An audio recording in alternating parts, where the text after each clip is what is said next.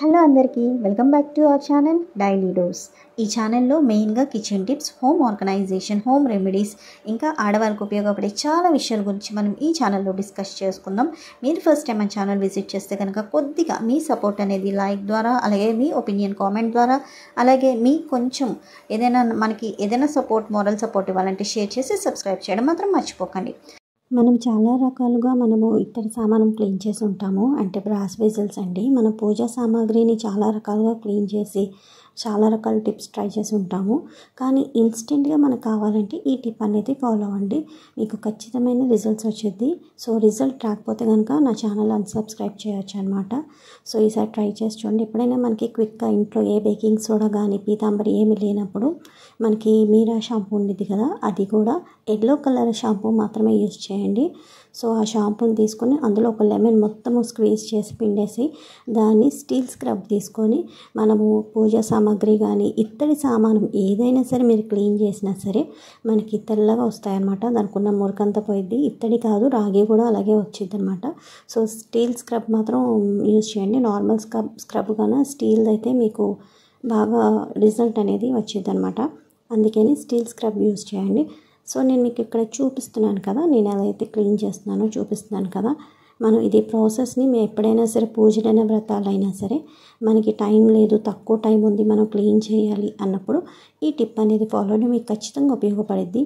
అయితే నేను నిజంగా చెప్తాను అనమాట, హానెస్ట్గా చెప్తున్నాను.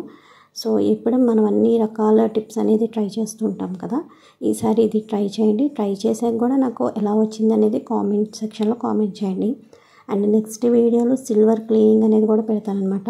సో మీకు ఏదైనా క్లీనింగ్ టిప్స్ కానీ ఆర్గనైజింగ్ టిప్స్ కానీ కావాలంటే నాకు కింద కామెంట్ సెక్షన్లో మాత్రం కామెంట్ చేయడం మర్చిపోకండి. సో కామెంట్ చేశారంటే నేను దాని మీద వీడియో అనేది తీసి అప్లోడ్ చేస్తానన్నమాట. సో కుందులనే కాదు, మనము ఇత్తడి గిన్నెలు, ఇత్తడి కంచాలు, ఇత్తడి గ్లాసు ఏదైనా సరే మీరు ఈ టిప్ అనేది ఫాలో అండి, చాలా ఈజీగా అయిపోయింది. మనకి ఎక్కువ శ్రమ లేకుండా పని అయిపోయింది అనమాట.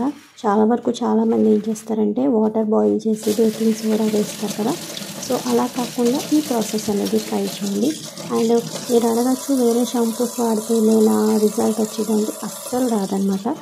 ఓన్లీ మీరా షాంపూ, అది కూడా ఎల్లో కలర్ది తీసుకుంటేనే మీకు రిజల్ట్ అనేది మీకు బాగా కనిపించింది.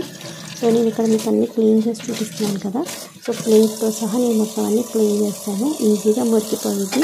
మనకి ఏంటంటే కేవలం స్టీల్ స్క్రబ్ అనేది మాత్రం మస్ట్ అనమాట. నార్మల్ స్క్రబ్ కన్నా స్టీల్ అయితే మీకు బాగా రిజల్ట్ అనేది తెలిసింది. సో రాగి వస్తువులు, రాగి సామానం కూడా ఇదే ప్రాసెస్లో మీరు క్లీన్ చేయొచ్చు. సో నేను చూసాను కదా, ఉద్దరణితో సహా ప్రతిదీ మనం ఈజీగా క్లీన్ చేసుకోవచ్చు. మనకి పొద్దున్నే పోయింది, రాత్రి త్వరగా పని అయిపోవాలి, పీతాంబరి లేదు, ఇంట్లో ఏమీ లేదు అన్న టైంలో ఈ టిప్ అనేది ఫాలో అవ్వండి. సో ఈ టిప్ అనేది ఎంతమందికి తెలుసు అనేది నాకు కామెంట్ సెక్షన్లో కామెంట్ చేయడం మాత్రం మర్చిపోకండి. సో మొత్తం క్లీన్ చేసేసాను, మీకు చూపిస్తాను. ఇదైతే రాగి ఇదనమాట. సో రాగిది ఉద్దరణిలు ఇవన్నీ కూడా చూసారు కదా, ఇంతకుముందు బాగా నల్లబడిపోయినాయి. ఎందుకంటే కార్తీక మాసం అంతా పూజ చేసాం కదా, అందుకని ఇప్పుడు మొత్తం క్లియర్ అయిందనమాట. సో టిప్ నచ్చితే లైక్ చేయండి, అలాగే సబ్స్క్రైబ్